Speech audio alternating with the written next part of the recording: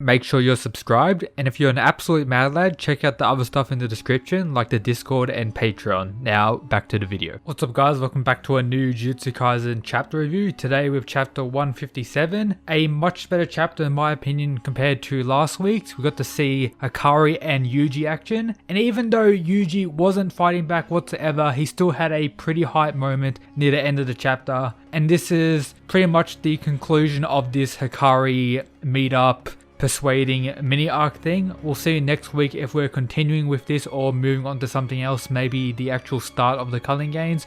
But yeah, let's begin today's video. After we saw Megumi outplay Kiara and work out Kiara's curse technique, we have Megumi explaining how he did it, Kiara asking questions about how he was able to work out everything like that, explaining his thought process with his big brain energy, but he does point out he left some of it to luck as well, so he did get lucky in outplaying Kiara here. With us learning a little bit more about the ability, Megumi says this: the one with the higher curse energy output attracts the other one, so he used the lower curse energy output of the divine dog to outplay Kiara here. Instead of using force or something like that, Megumi lets Kiara go and begins to beg for Kiara's help in getting Hakari to join them and everything like that, and surprisingly Kiara just says alright, with that kinda making the last few chapters, or at least the stuff involving Kiara, feel like a little bit of a waste, but can't complain too much. Then after that, as I expected, we have Hakari smashing Yuji through the room. Now everyone is on the rooftop, and Hakari looks absolutely pissed and looks a lot buffer than what I initially thought. So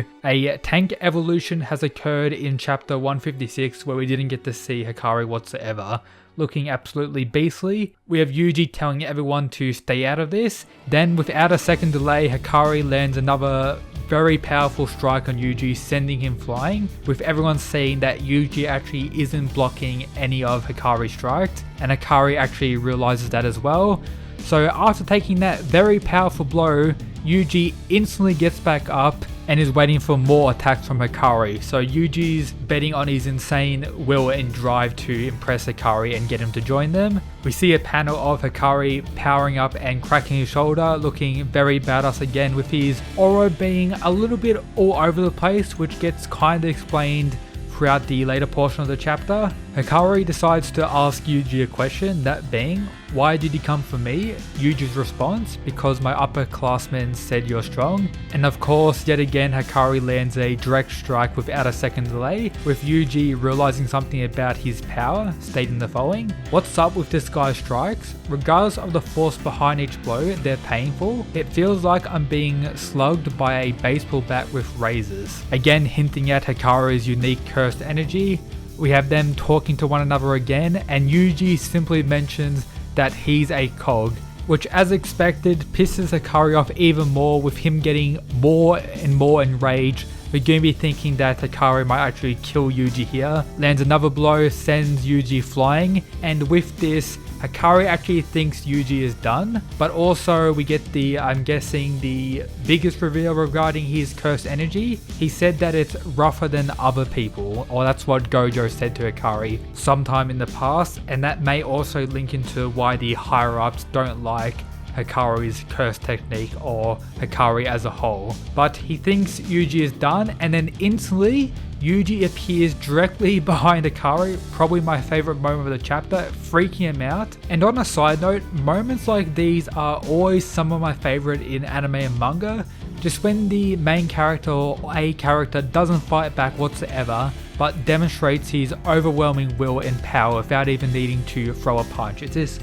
very badass, and yeah, I really enjoyed this moment between Hakari and Yuji.